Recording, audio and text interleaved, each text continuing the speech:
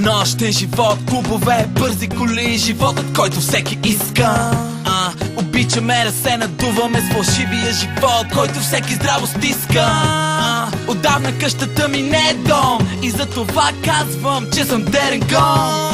Сега се пускам това парче и лягам, поне за малко да избягам. Искам само да избягам, не ми пука на къде трябва просто да избягам. Не е важно на къде искам само да избягам. Не ми пука на къде трябва просто да избягам. Не е важно на къде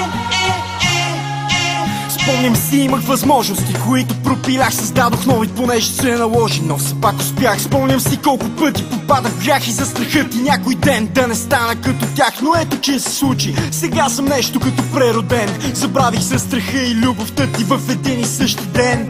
И ако ме питаш, всичко е по-различно. Тези копелета вече дори не могат да ме дишат. Но аз ще ти опиша как фетиш им да ме тъпчат. Се превърна в кошмара, от който още се мъчат. И дори да не получат това, за което изтъпвам, ще успея за момент поне умът им да изключа. Постъпвам както ти постъпи, както тя постъпи, както всеки шибаняк постъпи няколко десетки пъти. Съжалявам, сега приличам ли на клоун?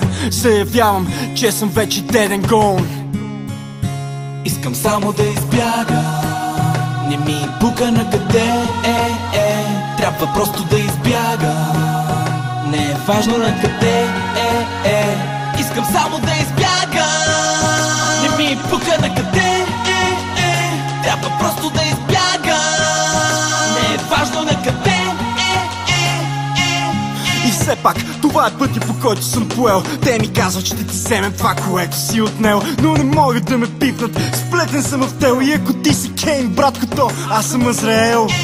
Да, скъпите коли и жени са само приказка и знам, че сега те боли. Затова описвам я и искам да видя сълзи. Все едно приятелката ти опипвам я, а тя ме държи. И няма няколко истини, има само лъжи. И всички те са написани върху тяло с игли. Страниците разлистени, изгоряли са и имате в тези листове, изгорял си и ти. Постъпвам както ти постъпи, както тя постъпи, както всеки шибаняк постъпи десетки пъти. Съжалявам, сега приличам ли на клоун? Заявявам, че съм вече деден гон. Имаш свой собствен път, имаш цел и мечта. Понякога най-важните са най-малките неща. А нищо не е същото вече, всеки, който си обичал, е далече. Това, което ти дава сила да продължиш, е, че каквото имаш на себе си го дължиш. Искам само да избягам, не ми пука на къде трябва просто да избягам.